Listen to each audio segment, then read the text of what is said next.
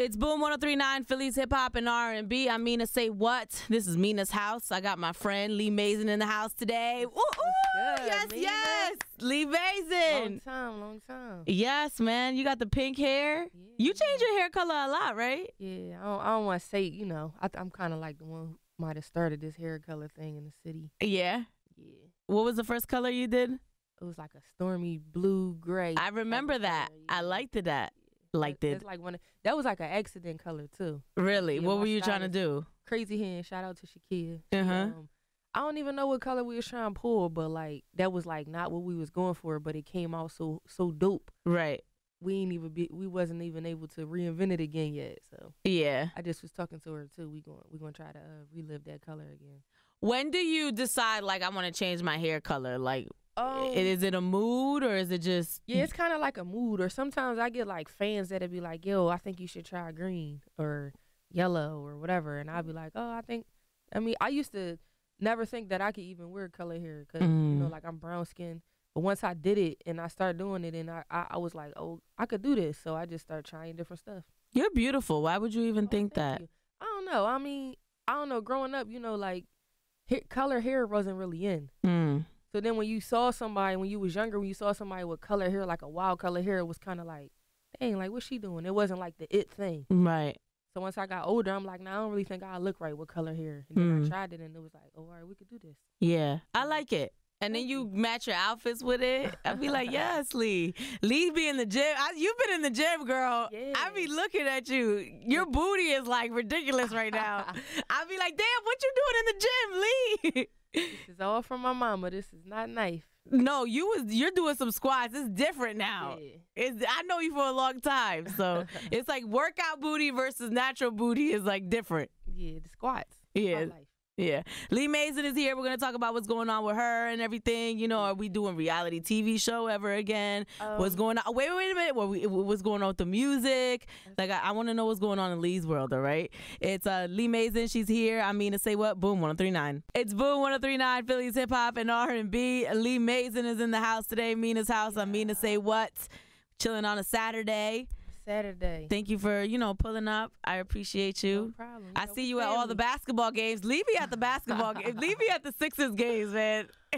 Supporting. That's my little spot. That's my chill spot. Yeah. Games, get a couple drinks, chill. Right. That's why I like to chill too. Like it's a chill environment. Yeah. So I see Lee, but when I see people that I actually know in real life, I don't interview them. Like I don't ask them 1,000 questions. We just, kind of chill, say what's up, keep it moving. So I actually wanted to bring you in so we could talk about some of the things that's been going on. So the last time I officially interviewed you was for the Sisterhood of Hip Hop show. Yeah. And which shout out to you. I was on the show because of you. So shout out to you. Yep. Lee hit me like, yo, I want you to interview me for this show, this reality TV show. So I really appreciate you for that. Definitely. But like, talk about what happened after that, because you got a really big cosign. Like MC Lyte chose you to do a song. Yeah. So talk about like some of that. It was dope. I did a few shows with MC Lyte. I actually did Essence Fest for the first time with her. A few shows in New York, so we went on like a little mini tour. Yeah. And that's still like, we still got show each other a lot of love to this day. Like she's a real dope person. So for that to be one of the pioneers of female hip hop period, like, and I got her number on speed dial, that mean like a whole lot to me. And she picked you out of all the girls in that group on that show. Yeah. She picked people. Yeah. She picked you. Yeah. So that was dope. That was like a moment where my mom and my dad was hype. Yeah. So. But even so, like, she comes from an era where rap matters. Now there's stuff, on the radio and stuff out there where people don't put a whole lot of thought into their raps, right? So for her to pick you as somebody who comes from that school just is a testament to your talent. I mean, that's the Philly in me though. Right. We birthed bars. Yeah. That's what I love about you. I always said that about you. Like Lee would pay me music and I'd pick all the all the songs where she's spitting hard. So talk about like what happened to your life after the reality show. So I went on tour with Lyte, dropped a couple singles, and then just a little bit of everything. I started venturing on to doing a couple different business ventures.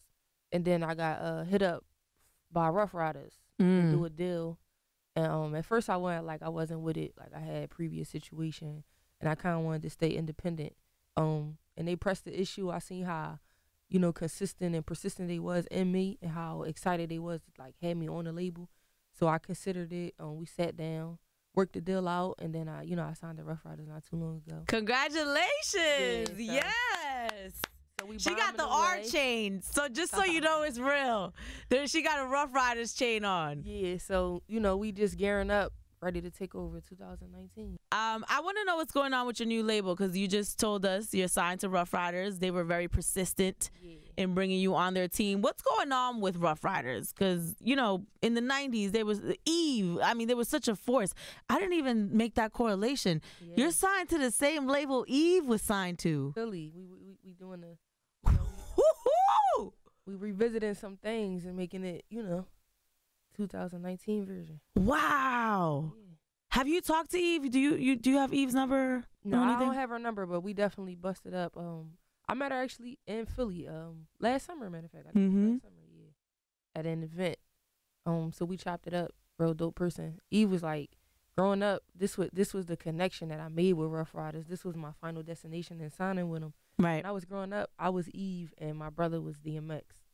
I love that. Yeah. Yo, Ruff Ryders First Lady, that's one of my favorite albums. I don't think Eve probably understands, like when I interviewed her, I had one of those moments where I'm like, oh my God, I made it. I don't think she understands how she impacted people just with her raps and how she was. Like, I have a whole tattoo on my boob because of Eve. Like, I was like, Eve, no. So I didn't want to be like a carbon copy of her, you know, because she had the bear claws, on her boob. So I did the claws on my leg. Okay. And then I did a butterfly on my boob. See, I wasn't allowed to get no tattoos and none of that. I was like, you know, I was a baby, but. Me neither. I got all my tattoos before I was 18. I was a badass kid, but girl. I was, ladies, are you feeling it? Right. Yeah, you know what I mean? I was definitely, you couldn't tell me I wasn't Eve. And my older brother, he was DMX. So we'd go around the house rapping all X and Eve songs. Drove my mom crazy. Wow. So now you signed to the label she was signed to.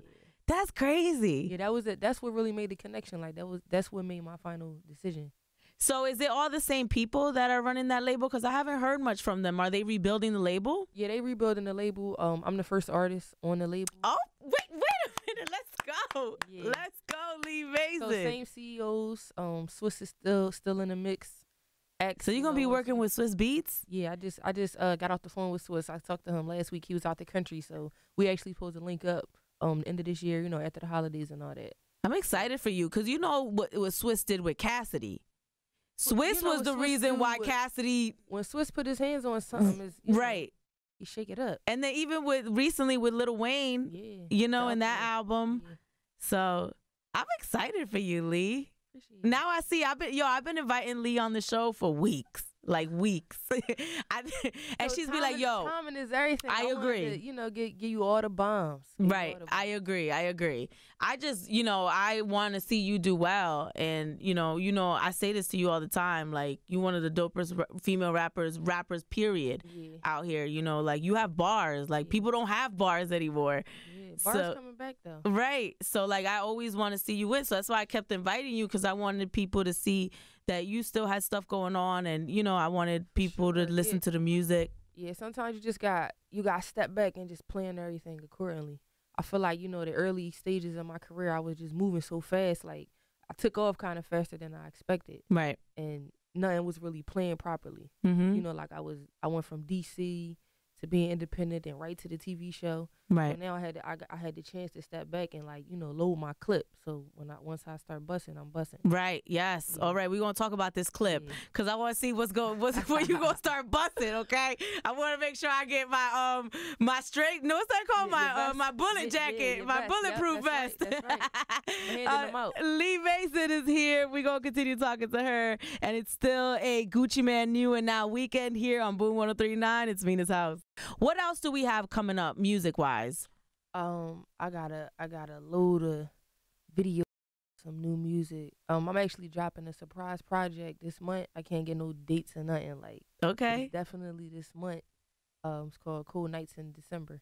Cold nights in December. This some boot up. This some cuffing season joint. I gotta get the cuffing music out the way, for the bays and the ladies and all that. All the music that the ladies listen to, the guys follow, and then top of the year, springtime, we dropping the album. Wow. Yeah, so we getting loaded up for that. So you and Ruff Ryders already talked about this plan? Yeah, for sure. Yeah. Wow, that's good. You got dates and stuff? I got a lot of visuals. I got some new music. The visuals is crazy too. Shout out to my my video team, Inferno. I'm still working with Inferno. That's still my dog. Cliff. So we got a lot of visuals coming up. A lot of new music. Like I said, the surprise project coming this month, and then we dropping an album the top of the year. Nice. Yeah. Is it different? Because you went from being signed to Meek to being independent, so kind of moving independently a little bit. Like, do you have different support now? I mean, I always feel like I always go into a situation feeling like I'm still independent. Like I don't never look at it like I'm signed. The sign is just a plus, but you still gotta have that same hunger as if you is independent. That's what's always gonna get you the W at the end. So I just always move like an independent artist, but I just still know I got the the label supporting me. Right. Have you guys talked about like a tour or anything like that? Yeah, the tour is in the works now. So your own tour or a tour with somebody else? Actually, too. So I'm working on my own tour, following the album. Right. And then I got a couple other tours that I might be attached to for 2019 as well. I'm excited for you. Yeah, I got a lot going on. Are you happy? Yeah, I'm very happy. Okay, good. I'm very, very happy. What's the personal looking like? A personal life? Yes. I'm on a mission. I'm on a 20. Like I got the fit stuff going on. I got a fit line about to drop. I got the fit classes going on. I see that. I got a print shop. So we print like flyers, shirts, business cards. We do websites. Where's that at? Oh, that's in Southwest, 52nd and Grease. Okay, what's it called? That's like my first business, Amazing Print and Design. So everything is Amazing. Amazing Print and Designs, Amazing Fit. So I got a lot going on. All right, businesswoman, I like it. You gotta have different streams of income. Money. I mean, music is that's my heart. Like that's my thing. But you gotta have other things going on as well. Talk about it. I just learned that. That's why now I got 3 jobs. I'm like, this is why I got 3 jobs. I need multiple paychecks coming in. Exactly. You can't just be, like content with just this one thing, because that one thing gonna open up other doors for you, other avenues. You got to be able to take different streets and make more money. Listen, Lee Mason's dropping keys. Okay, this Saturday. No, once I start having kids, I want my kids to be set up. Agreed. Yes, facts. And I want to go back a little bit to reality TV, because you went on tour with MC Lyte. Do you feel like that helped you in any way, or did you feel like, okay, well, I didn't really see a return on doing this show? No, I definitely feel like it helped me. It was a different platform. I still get people that come up to me to this day like, yo, you was on Sisterhood of Hip Hop. Right. So I feel like the platform was very, essential to my career. Mm-hmm. So I think it definitely benefited me as well. Yeah. I wasn't a fan of reality TV. Yeah. Love and Hip Hop, New York came at me at the same time.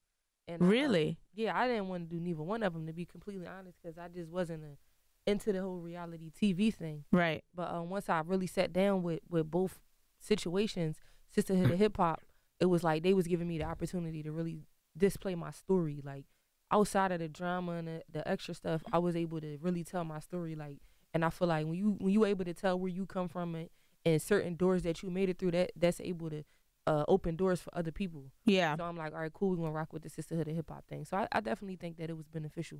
So you could tell that there was gonna be more like character development on the one show versus the other. I'm just not like a drama type of girl. Like, so I ain't into all that's interesting. So thing. when you're sitting in a meeting with Love and Hip Hop, how do you know that like that's more so where they're geared towards? I mean, you ain't gotta even really be in the meeting. I mean, I feel like Love and Hip Hop is part of like our culture now. It's been around for a lot of years. And I don't knock it at all. Don't get me wrong. Like, I feel like it opened doors for a lot of people. Right. It's just what I'm not into, like the whole drama and everybody dating the same person. It's like it's not really about the music with that show to me, compared to Sisterhood of Hip Hop, where Sisterhood of Hip Hop is like this telling the journey of 5 female artists from all around the world, what they've been through and where they trying to go. Right. So that made more sense for what I was coming from. Like, I ain't really with the whole drama thing. You know what I mean? And isn't Queen Latifah's an executive producer on that? No, who was the executive? T.I. It was T.I. Yeah, so he comes more from an artist background. That's why. Yeah, and I mean, I know with reality TV is drama is a part of it. Like, Yeah, that's what gets your numbers up. So I knew with either situation like that was gonna be involved, but I just felt like Sisterhood of Hip Hop made more sense for my story. Like I wanted to tell my end of my story, so that was the platform that made more sense to me. Would you do another reality TV show? I mean, yeah, depending on what it was about. They actually offer me and Brianna Perry a spinoff. Yeah. From Sisterhood of Hip Hop, so that's still like in the talks in the works. But Oxygen changed their whole network. Yeah. They're not even the same network no more. So right. It's just all the litigations and all that is underway. But yeah, I'm definitely not opposed to it. It was a dope experience, like and it does open different doors because I gained a lot of access to different things. I met a lot of people through the TV network. So right. I thought I was gonna wrap you up, but I still have so many more questions. So do you have time to like hang out? Okay, we in the house. I'm in Mina's house. Leave Mazin in Mina's house. All right, don't move. It's Boom 103.9. Okay, let's get it. Girl, we talking so much. We in the house. It's just so much that has passed that we haven't talked about. Yeah, it's been like 2 years since we really. Yeah, since we did an interview. I see you all the time, but I mean to be at them Sixers games. I don't even know who she be with. She be moving so fast. I don't be with nobody. I mean, we myself and I. One little drink. I don't know what type of drink it be, but Hennessy and ginger ale. But them games all day. Vibe, I be having fun. So, I want to talk about. We talked about reality TV a little bit, but I want to talk about, like musically, where are you at right now? Because you said you putting out a surprise project. Yeah. And this month, November. This month. Might be tomorrow. You never know. Yeah, that's what I'm saying. It's surprise. It's December 8th. Okay, it's already December. Good Lord. Little pop up. End of the year. This year flew past. This might have been the fastest year of my life. I feel like it was like snap of a finger. And then you're gonna come out with the album. Do you have a title for the album yet? Nah. No, you're not even there.